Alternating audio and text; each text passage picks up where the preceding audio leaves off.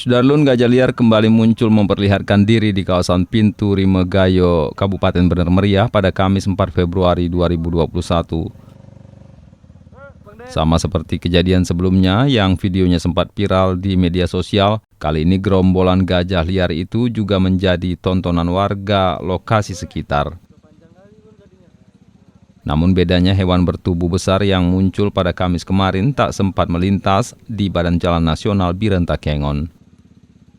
Gerombolan satwa dilindungi itu hanya mondar-mandir di kebun milik warga yang berdekatan dengan jalan nasional.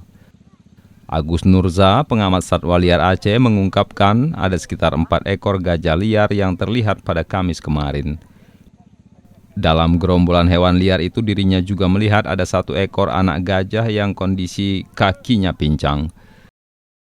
Kemunculan hewan ini bukan hanya menjadi tontonan bagi warga yang melintas di jalan nasional tersebut, tapi juga menjadi objek foto dan video bagi mereka yang menganggap peristiwa itu sebagai momen langka.